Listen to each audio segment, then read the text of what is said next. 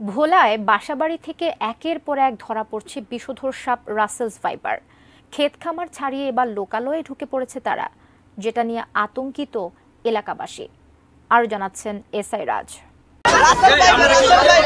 কয়েকদিনের ব্যবধানে ভোলার বিভিন্ন এলাকায় রাসেলস ভাইপার সাপের দেখা মেলায় আতঙ্ক ছড়িয়ে পড়েছে।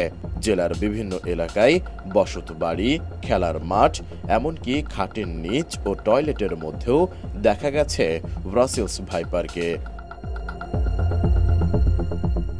জানা গেছে স্থানভেদে চন্দ্রবোড়া বা উলুবোড়া নামে পরিচিত এ সাপটি জেলায় এর আগে দেখা গেলেও সেগুলো ধরে বন বিভাগের সহায়তায় অবমুক্ত করা হয়। তবে এবার আর বন বিভাগকে খবর না দিয়ে আতঙ্কিত জনগণ সাপগুলোকে পিটিয়েই মেরে ফেলেছেন। একই দিনে ভোলার ইলিশা ও দক্ষিণখান থেকে উদ্ধার করা হয়েছে দুটি রাসেলস ভাইপারকে। পরে আতঙ্কিত হয়ে এলাকাবাসী সাপ দুটিকে পিটিয়ে মেরে ফেলে। মঙ্গলবার সকালে ইলিশা ও রাতে দক্ষিণখানে সাপ দুটি দেখতে পায় স্থানীয়রা।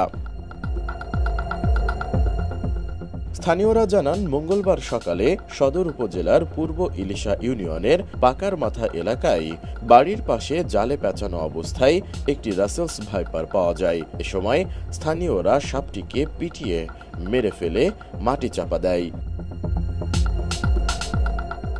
এদিকে 18 জুন রাতে দৌলতখান উপজেলার ভবানীপুর ইউনিয়নের 1 নম্বর ওয়ার্ডের জালুমাঝির বসতঘর থেকে আরও একটি রাসেলস ভাইপার উদ্ধার করা হয়।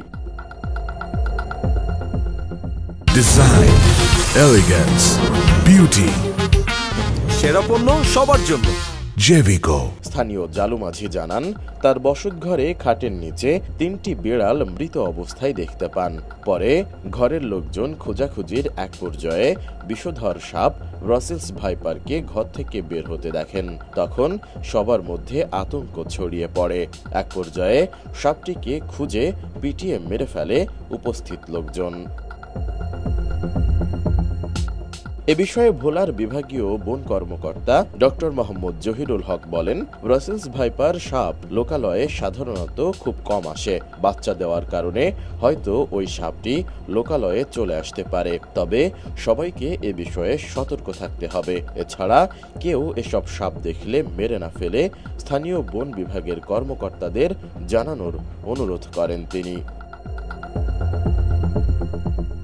গেল 3 বছরে ভোলায় 14টি রাসেলস ভাইপার সাপ উদ্ধার করা হয়েছে বলে জানা যায়। 2021 সালের 18 ডিসেম্বর দৌলতখান উপজেলার ভবানীপুর ইউনিয়ন থেকে বিষধর রাসেলস ভাইপার সাপ উদ্ধার করা হয়েছিল, যা বন বিভাগের মাধ্যমে মেঘনার মধ্যবর্তী তজুমউদ্দিন উপজেলার শশীগঞ্জ বিটের বনে অবমুক্ত করা হয়।